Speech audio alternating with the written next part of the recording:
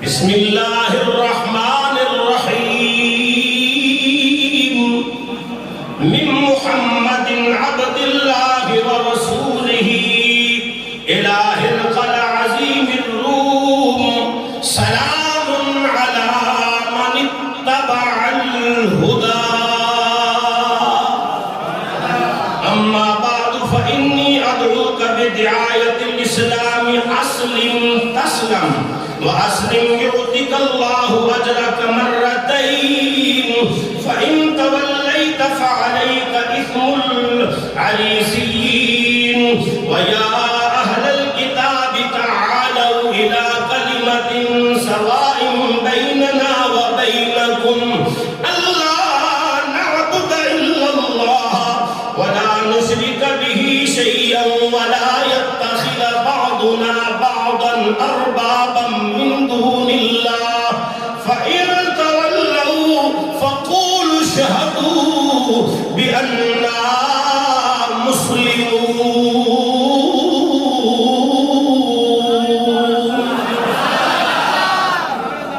حضرات گرامی قدر میرے قریب نبی علیہ السلام نے اپنا خط مبارک روانہ فرمایا روم کے بادشاہ کی طرف.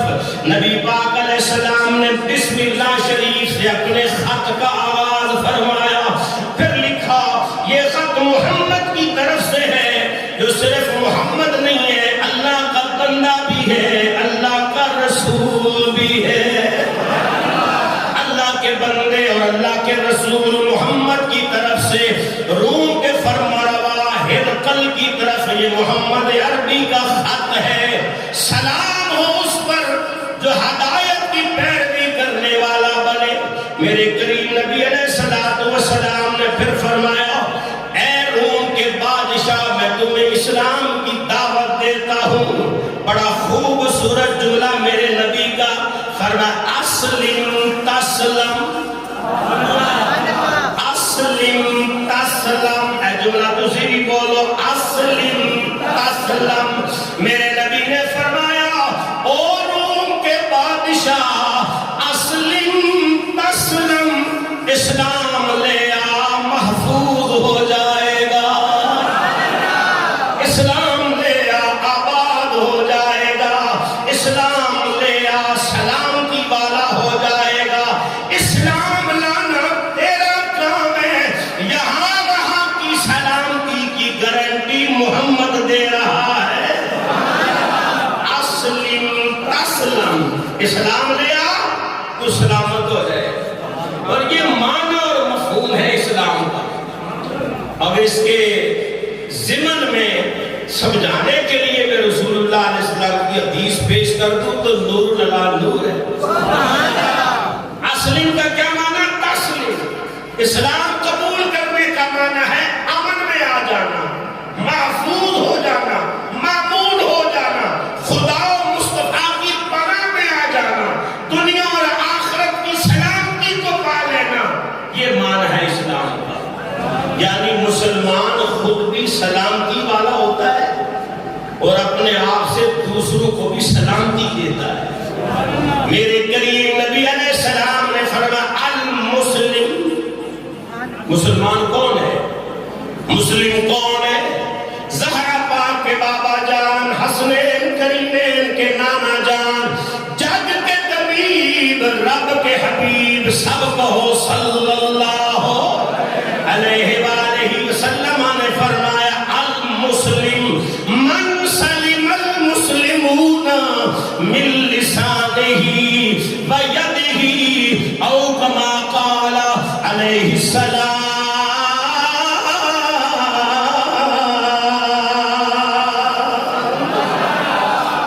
جس کے ہاتھ پاؤں سے، جس کی زبان سے، جس کے بیان سے، جس کی زبان سے، کلام سے، جس سے دوسرے لوگ محفوظ رہے، میرے نبی نے فرمایا وہ مسلمان ہوتا ہے جو خود امن والا ہوتا ہے اور ان کو امن دیتا ہے، خود سلامتی والا ہوتا ہے، سلامتیاں بانٹتا پھرتا ہے. بہر صورت میرے نبی نے کیا فرمایا؟ اسلم اسلام، اسلام قبول کر لے، سلامتی والا ہو جا. اور سن، اگر تو اسلام قبول کرے گا تو اللہ تجھے دوہرا اجر عطا فرمائے گا، ڈبل اجر عطا فرمائے گا. وہ کس چیز کا؟ ایک تو انجیل پر ایمان لانے کا اور ایک قرآن پر ایمان لانے کا. اگر تو اسلام قبول کرے گا تو ڈبل ثواب پائے گا، ڈبل اجر پائے گا. ایک عیسیٰ علیہ السلام کو ماننے کا اور ایک مجھ محمد عربی کو ماننے کا. اسلم تسلیم، اسلام لیا، سلامتی والا ہو جا، ڈبل اجر پا لے گا. اور اگر تو نے میری دعوت سے روگردانی کی تو سن لے، جتنے لوگ تیری مملکت میں تیری وجہ سے اسلام سے دور رہیں گے، ان کے ایمان نہ لانے کا وبال بھی تیرے سر پہ پڑے گا. اور پھر میرے کریم نبی علیہ السلام نے قرآن کی آیت پڑھی، فرمایا یا اہل الکتاب تعالوا الی کلمۃ سواء بیننا وبینکم الا نعبد الا اللہ ولا نشرک بہ شیئا. ایک بار محبت سے قرآن سن کے سبحان اللہ سبحان اللہ. فرمایا اے اہل کتاب آؤ، تعالوا الی کلمہ، اس بات کی طرف آؤ جس بات میں ہم اور تم دونوں مشترک ہیں. اور وہ بات کیا ہے؟ اللہ نعبد الا اللہ، ہم اللہ ہی کی عبادت کریں اور اس کو وحدہ لا شریک مانیں. اور میرے کریم نبی علیہ السلام نے فرمایا ہم اللہ کو چھوڑ کر کسی اور کو رب نہ بنائیں. اور اگر اس دعوت کے باوجود تم اسلام قبول نہیں کرو گے تو پھر سنو بِأَنَّا مُسْلِمُونَ، گواہ ہے نا کہ ہم تو مسلمان ہیں. یہ خط شاہ روم کے دربار میں پہنچا. اچھا میں پوچھ سکتا ہوں آپ سے کہ شاہ روم کے دربار میں کیا پہنچا؟ جنہوں نے پتہ لگا وہ ذرا بولو کیا پہنچا؟ خط پہنچا، میرے نبی کا خط پہنچا. اور اس نے حضور کا خط مبارک کانوں سے سنا. خدا کی قسم بخاری کی روایت پیش کر رہا ہوں، روایت کے الفاظ ہیں کہ اس کے جسم پر کب کبھی آ گئے. روم کا فرما روا، سپر طاقت کا حکمران، مطلق عنان شہنشاہ، جسم پر کب کبھی روکتے کھڑے ہو گئے.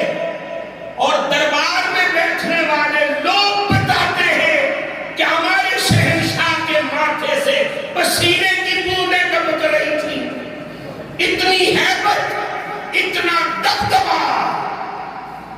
میں نے کہا ابھی تو نے محمد کا خط دیکھا ہے، تیرا حال یہ ہو گیا ابھی تو نے میرے نبی کی تحریر دیکھی ہے، میرے کریم نبی علیہ السلام کا تو نے خط مبارک دیکھا ہے، تو تیرا یہ حال ہے. ذرا سوچ تو سے، اگر کبھی محمد کا آمنا سامنا ہو جائے تو تیرا کیا حال؟ اللہ اکبر. کب کبھی تاری ہو گئی، دربار میں شور مچ گیا.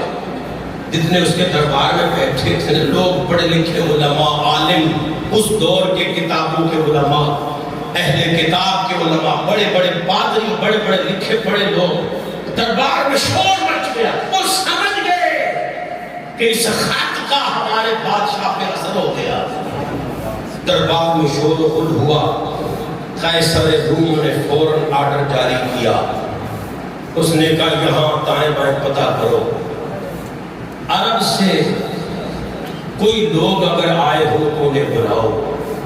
میں ان کی زبانی سننا چاہتا ہوں کہ عرب کے حالات کیا ہیں. اتفاق کہہ لیں یا حسن اتفاق کہہ لیں، ان دنوں میں جناب ابو سفیان اپنا تجارتی قافلہ لے کر گئے ہوئے تھے اور ابھی یہ مسلمان نہیں ہوئے تھے. ابو سفیان نے ابھی کلمہ نہیں پڑھا تھا. یہ تجارتی قافلہ لے کر گئے ہوئے تھے. صلح حدیبیہ میں 10 سالہ جنگ بندی کا معاہدہ ہوا تھا، تو یہ تجارتی راستے کھلے ہوئے تھے، تجارت عام تھی. ابو سفیان وہاں تجارتی قافلہ لے کر گئے ہوئے تھے. شاہ روم کے قیصر روم کے سپاہی اس تلاش میں نکلے کہ کوئی عرب کا بندہ ملے. وہ ایک بندہ لبڑ گئے، سنو پورا قافلہ ہی مل گیا. وہ عرب کا بندہ ڈھونڈنے گئے تھے، انہیں اب عرب کا سردار مل گیا. ابو سفیان سردار تھے مکے سے. جناب گھیر کر لے آئے بادشاہ کے دربار میں. قیصر روم بیٹھا ہے اپنے تخت پہ، بڑی ساج دھاج ہے، بڑا ٹہکا ہے، بڑا غرور و تکبر ہے، دربار بڑا ہے.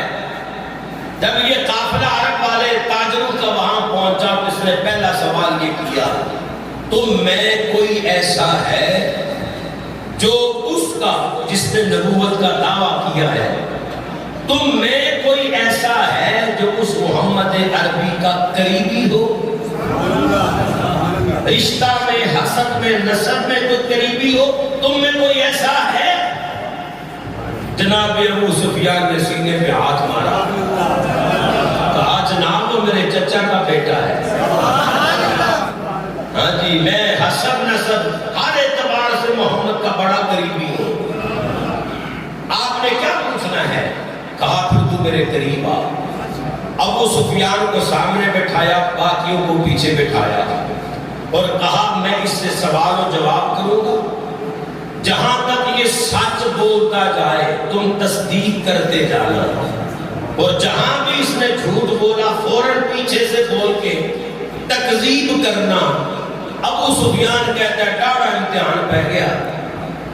اب میں اگر جھوٹ بولتا تو جھوٹا مشہور ہو جاتا، چاروں لاچار مجھے سچ بولنا ہی پڑا اور اس کے ہر سوال کا صحیح صحیح جواب دینا ہی پڑا. میں نے کہا تو نے سچ کیا بولنا تھا، میرے رب نے تیرا انتخاب کیا ہی اس لیے تھا کہ محمد عربی کی شان غیر بھی بیان کرے.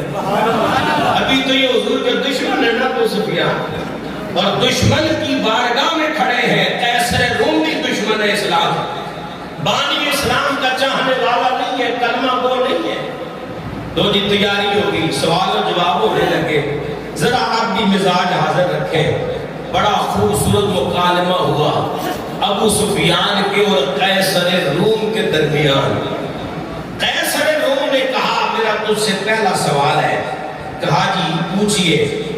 قیصر روم نے کہا جواب دو میرے سوال کا. وہ جو محمد عربی ہے جس نے نبوت کا دعویٰ کیا ہے، ذرا مجھے یہ بتاؤ اس کا خاندان کیسا ہے؟ میں نے کہا نا بڑا شاعرہ بندہ سی قیصر روم، سپر پاور کا بادشاہ کو ایسے تھوڑی بن گیا تھا. اس نے کہا بتاؤ تم میں محمد کا خاندان کیسا ہے؟ اس سے پہلے کہ ابو سفیان بولے میں آپ کو محمد عربی کی زبان میں بتاؤں میرے نبی کا خاندان کیسا ہے. میرے کریم نبی علیہ السلام فرماتے لوگوں، جس وقت اللہ نے بنی نوع انسان کو پیدا فرمایا، آدم کی اولاد میں میرے اللہ نے کنانا کو عزت بخشی. کنانا میں میرے اللہ نے، کنانا کے اندر میرے اللہ نے عرب کو عزت بخشی. عرب والوں میں میرے اللہ نے قریش کو عزت بخشی. قریش والوں میں میرے اللہ نے بنو ہاشم کو عزت بخشی. اور انا محمد و انا ہاشمی، میں محمد بھی ہوں میں ہاشمی بھی ہوں. اونچی آواز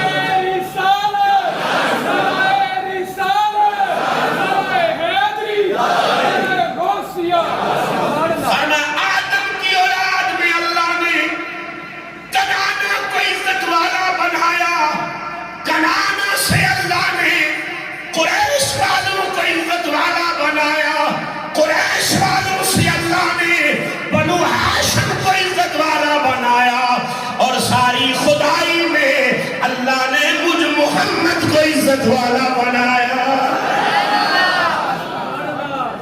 یعنی حسب کے اعتبار سے، نسب کے اعتبار سے، خاندان کے اعتبار سے میں سب سے افضل اور سب سے اعلیٰ بن کے آیا ہوں. یہ حضور کا فرمان ہے. اب ہرقل نے پوچھا ابو سفیان سے بتا ان کا خاندان کیسا.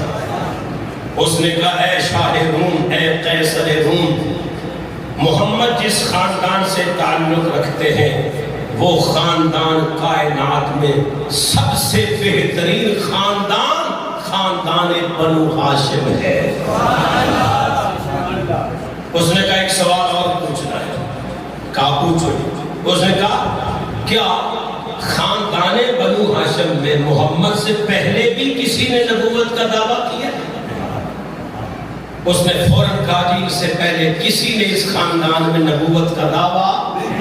اور یاد رکھیے حضرت عیسیٰ علیہ السلام سے لے کر میرے کریم نبی علیہ السلام کے ظہور پاک تک یہ سینکڑوں سال کے بیچ میں کسی نے نبوت کا دعویٰ نہیں کیا. یہاں تک کہ کسی نے جھوٹا نبی ہونے کا بھی دعویٰ نہیں کیا. نبی تو نبی رہا ہے، کسی نے جھوٹا نبی ہونے کا بھی دعویٰ نہیں کیا. یہ عیسیٰ علیہ السلام سے لے کر میرے محمد عربی تک کسی نے نبوت کا دعویٰ نہیں کیا. عیسیٰ کے بعد اگر کائنات میں کوئی نبی بن کے آیا تو وہ آخری نبی آمنہ کے لال محمد عربی نبی بن جاتا. اس نے کہا کسی نے نبوت کا دعویٰ نہیں کیا. قیصر نے کہا پھر میں نے سوال کیا کیا محمد کے آباء و اجداد میں کوئی بادشاہ تھا؟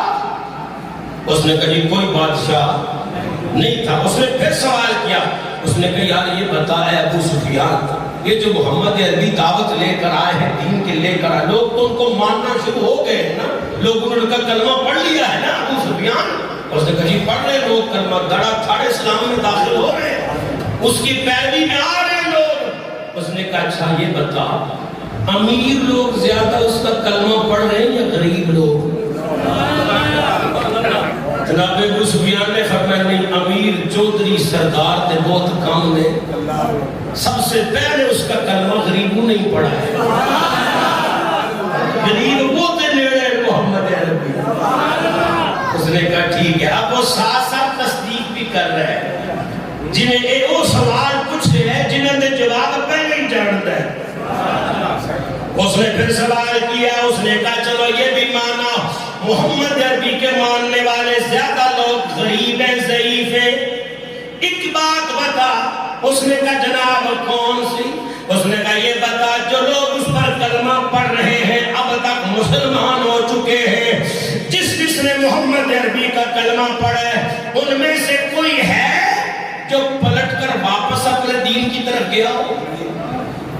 جس نے محمد کا کلمہ پڑھا 2-4 دن، مہینے 6 مہینے کے بعد پھر مرتد ہو گیا، محمد کا دامن چھوڑ دیا. ابو سفیان للکار کے بولا. اس نے کہا قیصر روم کیسی بات کرتے ہو، وہ مر جانا قبول کرتے ہیں، محمد کو چھوڑنا قبول نہیں کرتے. ان کی یاریاں بڑی پکی ہیں، ان کے رشتے بڑے پکے ہیں، ان کی نسبت بڑی پکی ہے. جنہوں نے محمد عربی کا کلمہ پڑھا ہے وہ اسی کا دامن تھامے ہوئے ہیں، ہرگز محمد عربی کو چھوڑنے کے لیے کوئی تیار نہیں ہے. قیصر روم نے پھر سوال کیا. اس نے کہا چل مجھے یہ بتا جب سے محمد نے نبوت کا دعویٰ کیا ہے کیا کبھی تم میں سے محمد پر کسی نے جھوٹ بولنے کا الزام لگایا ہے؟ ان کا جھوٹ بولنا الگ بات ہے، الزام ان پر کبھی جھوٹ کا لگا ہے؟ ابو سفیان کہنے لگا جی شاعر ہونے کا الزام لگا ہے، جادوگر ہونے کا الزام لگا ہے، لیکن آج تک محمد پر جھوٹ کا الزام کسی نے نہیں لگایا. قیصر روم نے پھر سوال کیا اچھا ابو سفیان مجھے یہ بتا پھر تو اس نے کبھی جھوٹ نہیں بولا ہوگا؟ ابو سفیان کہتے ہیں ہاں محمد عربی نے زندگی میں کبھی جھوٹ نہیں بولا ہے. قیصر روم کی پیشانی چمک اٹھی. اس نے اگلا سوال کیا، کہنے لگا اے بادشاہ کی دربار میں آنے والے، اے عرب کے سردار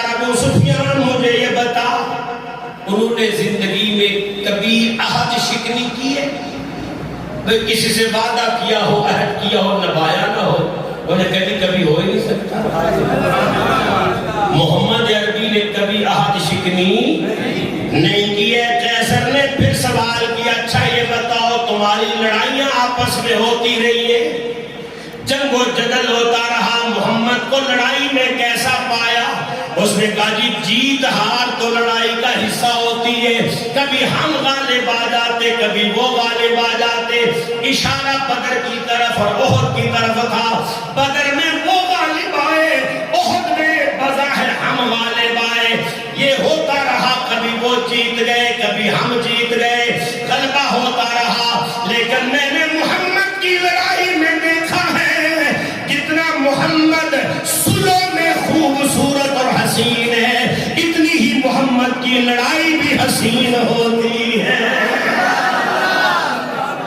یعنی جنگ میں لڑائی میں بھی ظلم نہیں ہوتا، ان کی لڑائیوں میں بھی حسن ہوتا ہے، ان کی لڑائیوں میں بھی کمال ہوتا ہے، ان کی لڑائیوں میں بھی محبت کا دعویٰ ہوتا ہے۔ اللہ اکبر۔ ہرقل نے پھر پوچھا، میں تجھ سے ایک آخری سوال کرتا ہوں۔ جناب ابو سفیان کہنے لگے بولیے جناب۔ اس نے کہا سوال یہ ہے، یہ ساری باتیں تو نے کر دی، اب مجھے صرف ایک بات بتا دے، محمد عربی تمہیں دعوت کیا دیتے ہیں؟ کس چیز کی دعوت دیتے ہیں؟ کیا کہتے ہیں؟ ابو سفیان نے کہا وہ ہمیں کہتے ہیں کہ اللہ وحدہ لا شریک ہے، یہ جتنے بت ہیں یہ سب جھوٹے خدا ہے، سچا خدا فقط محمد کا رب ہے جو وحدہ لا شریک ہے، اکیلا ہے۔ آؤ لوگوں ان جھوٹے خداؤں کو چھوڑ کر اس سچے خدا کا کلمہ پڑھو، اس کا دین اسلام اختیار کرو، قرآن کے احکامات پہ عمل کرو۔ وہ ہمیں نماز کی تلقین کرتے ہیں، صبر کی تلقین کرتے ہیں، انصاف کا درس دیتے ہیں، اور وہ ہمیں ظلم و زیادتی سے روکتے ہیں، زنا سے اور دوسری برائیوں سے ہمیں روکتے ہیں۔ مختصر یہ کہ ہر نیکی کی طرف بلاتے ہیں اور ہر برائی سے ہمیں بچاتے ہیں۔ آپ حضرات غور فرمائیں، یہ ساری شانیں محمد عربی کی کون بیان کر رہا ہے؟ ابو بکر صدیق نہیں، عمر فاروق نہیں، عثمان غنی نہیں، مولا علی نہیں، حسان بن ثابت شاعر دربار رسالت نہیں، یہ وہ بیان کر رہا ہے جو اب تک کی لڑائیوں میں میرے نبی کے مقابل پہلی صف میں تلوار اٹھانے والا ہے، کفار کا سردار ہے، قریش کا سرغنہ ہے، میرے نبی کے خلاف ہونے والے فتنوں کی ہر سازش میں سب سے پہلے دستے کا پہلا سپاہی ابو سفیان ہے۔ لیکن دیکھ لو میرے محمد کو اللہ نے بنایا ہی ایسا ہے، دشمن کی تعریف کیے بغیر رہ نہیں سکتا، دشمن کی تعریف کیے بغیر رہ نہیں سکتا۔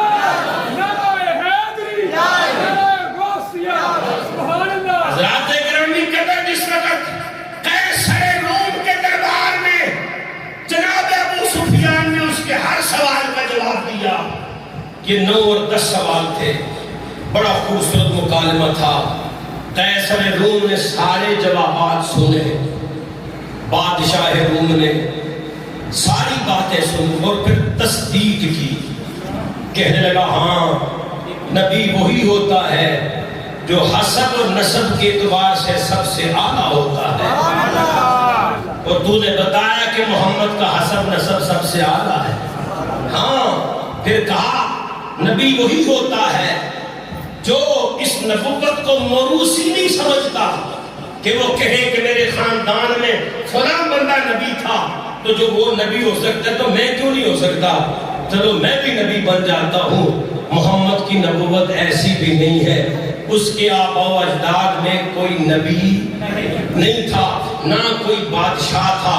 اور پھر کہا ہرقل نے کہ تاریخ بتاتی ہے آج تک اہل حق کا ساتھ سب سے زیادہ جس طبقہ نے دیا ہے وہ ضعیف اور غریب لوگ تھے، اور تو نے بتایا کہ محمد عربی کے ساتھ بھی زیادہ جماعت غریبوں کی ہے، بلال کی ہے، سہیب کی ہے، عبداللہ ابن مسعود کی ہے، یہ وہ لوگ ہیں جو غریب لوگ ہیں، یہ زیادہ محمد کے قریب ہیں۔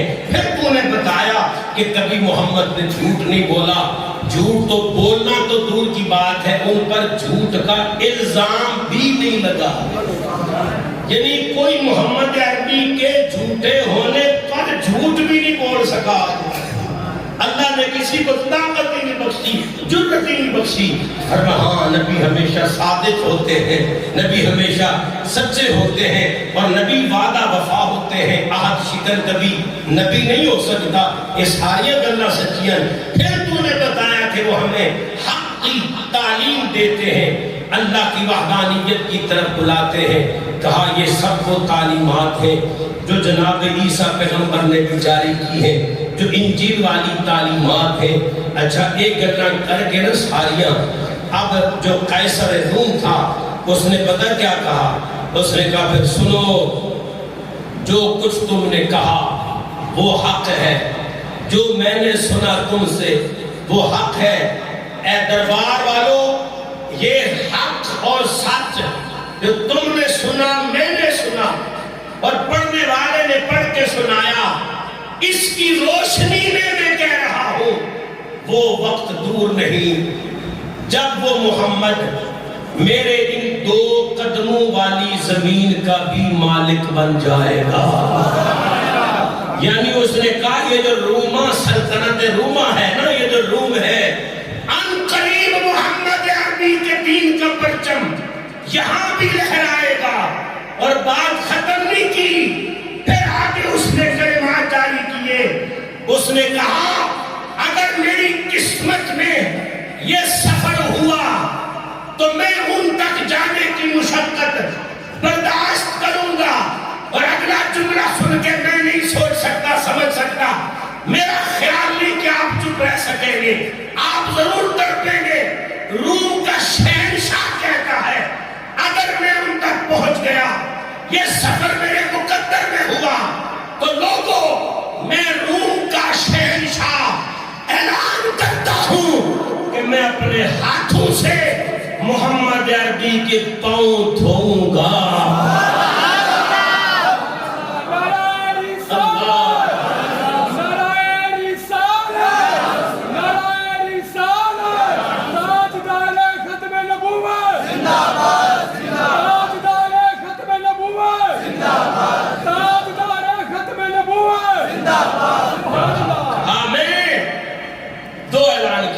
ایک تو یہ کہ میں دیکھ رہا ہوں کہ وہ محمد روم پر بھی ان کی عظمت کا پرچم لہرائے گا، ان کا دین پہنچے گا۔ اور پھر فرمایا، آگے فرمایا اگر میں ان تک پہنچا تو میں ان کے قدموں کو دھونا اپنے لیے شرف کا باعث سمجھوں گا۔ کھل کے کہو ذرا سبحان اللہ۔ حضرات پھر کیا یہ پہنچا میرے نبی تک؟ کیا اس نے حضور کا کلمہ پڑھا؟ کیا یہ بادشاہ مسلمان ہوا؟ بڑا دلچسپ یہ معاملہ ہے۔ جب دربار ختم ہوا نا تو یہ دہیا کلبی کو اکیلے میں تنہائی میں اپنے پاس اس نے بلایا اور ان کو اپنے پاس بٹھا کے کہتا ہے، میں قسم کھا کے کہتا ہوں محمد اللہ کے سچے نبی ہیں۔ کھل کے محمد اللہ کے سچے نبی ہیں۔ میں نے نبی آخر الزمان کی جتنی نشانیاں آسمانی کتابوں میں پڑھی اور اپنے علماء سے سنی، وہ ساری محمد میں پائی جاتی ہے۔ کہیے ذرا۔ لیکن اے دہیا، میں ابھی کلمہ نہیں پڑھوں گا۔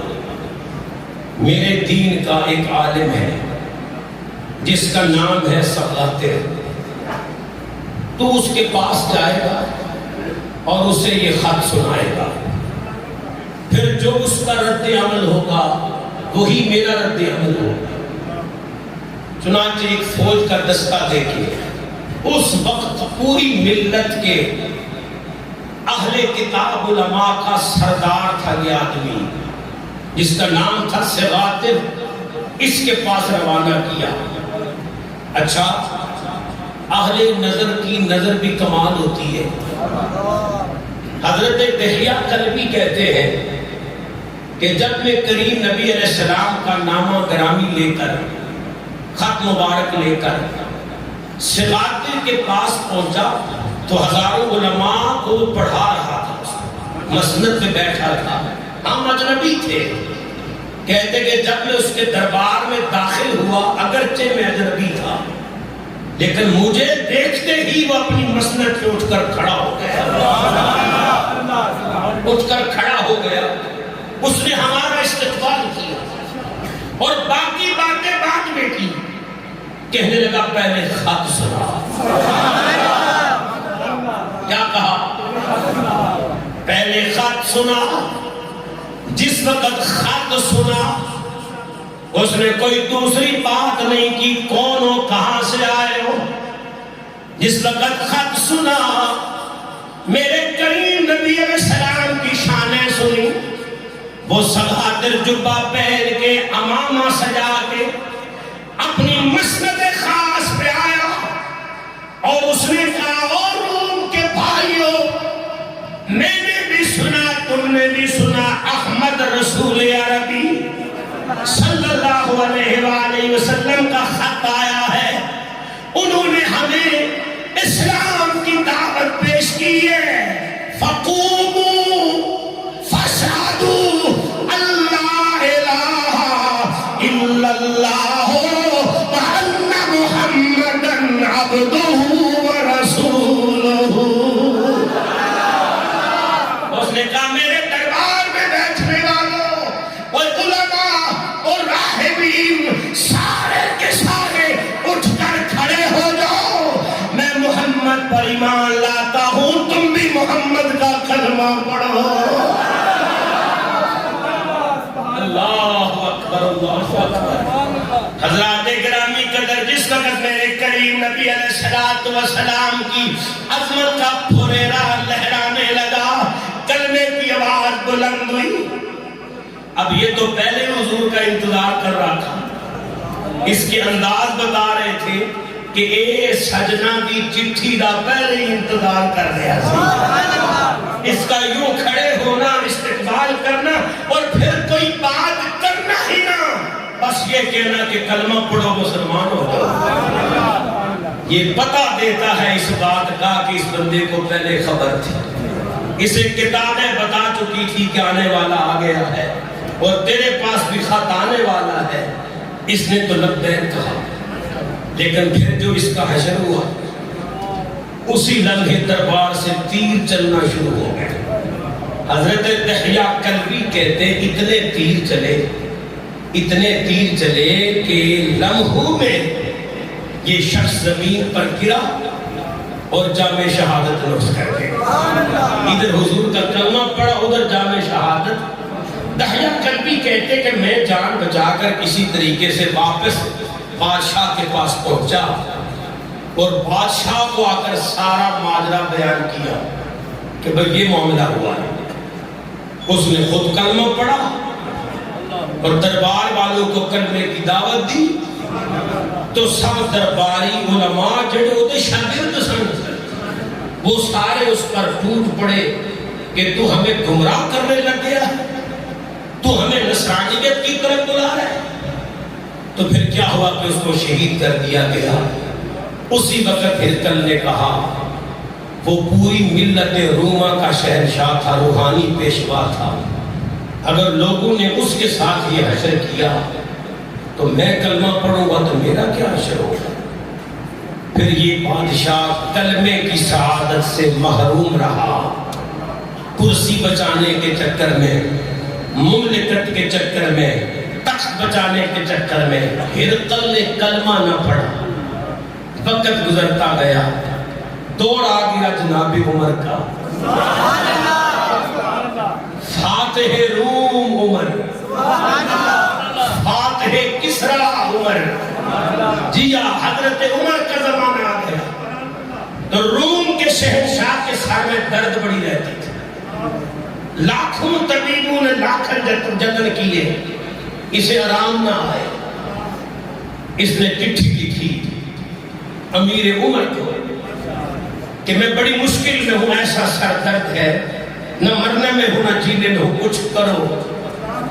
حضرت عمر نے ایک ٹوپی منگوائی، ایک پرچی لکھی، اس ٹوپی میں سیدھی، قاصد کو کہا جا اپنے بادشاہ کو یہ ٹوپی دے دینا اور اسے کہنا کہ عمر کہہ رہے تھے اسے پہن لے، محمد کا رب شفا دے گا۔ اب جب وہ اس نے ٹوپی پہنی نا روم کے بادشاہ نے، تو جیسے ہی ٹوپی سر پہ رکھی تو شفا ایسے ہوئی کہ جیسے کبھی سر درد ہوا ہی نہیں تھا۔ اچھا بڑی دیر تک شفا یاب رہا، رات کو سونے کے لیے ٹوپی اتاری، جیسے ہی ٹوپی اتاری درد سر پھر شروع ہو گئی۔ اس نے فوراً ٹوپی سر پہ رکھی، پھر درد جاتی رہی، 2-4 مرتبہ اس نے یہ معاملہ کیا۔ اس نے کہا ہو نہ ہو کوئی معاملہ اس ٹوپی میں ضرور ہے۔ اس نے 2 بندے بلائے، کہا اس ٹوپی کو چیرو پھاڑو۔ جب اس ٹوپی کو پھاڑا گیا ایک پرزہ نکلا، اس پر کچھ لکھا ہوا تھا۔ اس نے کہا کوئی عربی بلاؤ، ایک عربی شخص کو بلایا گیا، کہا دیکھو یہ کیا لکھا ہے۔ اس پر لکھا ہوا تھا بسم اللہ الرحمن الرحیم۔ حضرت عمر پاک نے بسم اللہ شریف کا تعویذ لکھ کے ٹوپی میں سی دیا اور فرمایا اس ٹوپی کو پہن لینا۔ اب جب تک وہ ٹوپی اس کافر کے سر پہ رہتی، میں نے جملہ بہت بڑا بولا ہے، ہاں جی، جب تک وہ ٹوپی اس کافر کے سر پہ رہتی تو بسم اللہ کی برکت سے اس کافر کی درد جاتی رہتی، اسے شفا مل جاتی۔ اگر بسم اللہ کافر کو شفا دیتی ہے تو محمد عربی کے نوکر کو شفا کیوں نہیں ملے؟ حضرات گرامی قدر، جس وقت اس نے یہ منظر دیکھا، آنکھیں کھلی کی کھلی رہ گئی، پھٹی کی پھٹی آنکھیں رہ گئی، حیران رہ گیا۔ اسی وقت کہتا ہے عربی گواہ ہو جا، میں نے محمد عربی کا دین قبول کر لیا ہے، کلمہ پڑھ کے مسلمان ہو گیا، محمد عربی کا غلام ہو گیا۔ کسی نے کہا جناب کیا ہوا؟ اس نے کہا جس قرآن کی ایک آیت میں اتنی بڑی شفا ہے تو پورے قرآن میں کتنی بڑی شفا ہوگی۔ قرآن بھی سچا، آیت قرآن بھی سچی، جس محمد پہ قرآن نازل ہوا وہ محمد بھی سچا۔ حضرات گرامی قدر،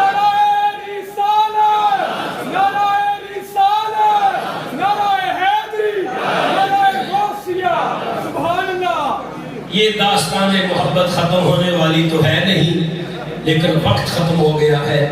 میرے کریم نبی علیہ السلام کے دیگر مکتوبات جو حضور علیہ السلام نے باقی بادشاہوں کی طرف روانہ کیے، انشاءاللہ کوشش کروں گا کہ سارے خط اگلے جو میں پڑھ کے سناؤں آپ کو۔ اللہ مجھے آپ کا عمل کی توفیق عطا فرمائے۔